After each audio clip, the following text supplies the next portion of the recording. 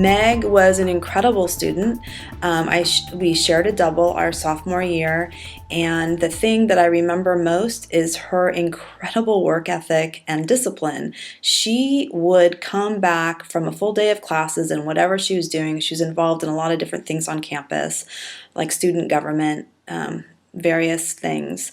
And she would come back to the room or after dinner, and she would start brewing coffee around 8 o'clock at night. And I was, washing my face and reading in bed and getting ready to get up for my early class.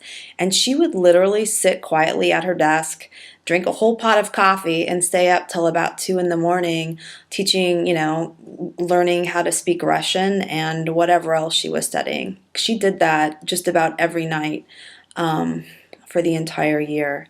There was this Student Activities Affairs Board called SOB. I think it still exists. And students apply for grants to SOB to oftentimes do research and promote activities kind of around the school and abroad. And a lot of students used it to travel to Guatemala and do, biology research or whatever. And I remember Meg's grant, or at least one of the grants that she applied to do was pretty characteristic of her. She was very focused on bringing a resource to Lewis and Clark from Russia, and rather than using it for her own kind of personal fulfillment, was really focused on making sure it was something that would benefit the whole school, or at least the international affairs department. She somehow, I don't know how, managed to secure this guy, Andrei Kortunov, who was a very high-level advisor to Russian policymakers.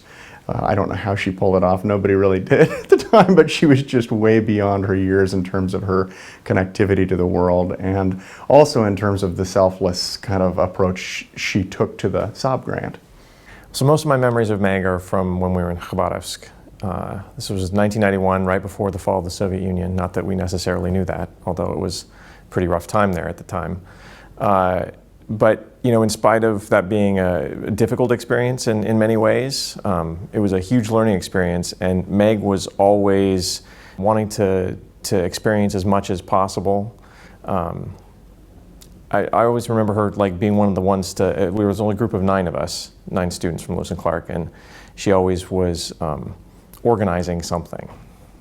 Another story, she talks again about Afghanistan and, getting in country, and, there's all these other journalists, and it's sort of, kind of this hustle and bustle to hire fixers and drivers and whatnot. And, she describes these scenes of meeting people and having about 30 seconds to decide if you're going to trust somebody with your life. Are you going to jump in to this Jeep with someone who's claiming to be able to get you through checkpoints, introduce you to warlords, and you really do have seconds or minutes to decide whose hands you're putting your life into. And so I think that's pretty illustrative also, that she's willing to take these leaps of faith and get in the Jeep. When Ambassador Stevens was assassinated in Benghazi in 2012, I remember reading Meg's piece in the Wall Street Journal. I think she was the first to cover the event. And it was an incredibly well-written piece.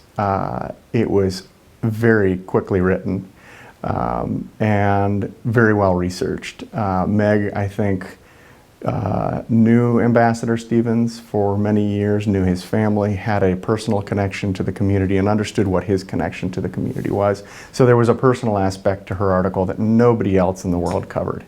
That's something that is just, classic Meg. If I had to guess what she was most proud of, I would imagine it would have something to do with the fact that she's a part of documenting such important things in the world. It amazes me that if I go online and I'm interested in what's going on in Benghazi or in Cairo, it might be Meg's voice that I'm hearing, or Meg being the one that's reporting on it. So if I were Meg, that would be one of the things that I was most proud of. Congratulations, Meg. I am incredibly proud of your achievement. This is a nice thing to see you getting.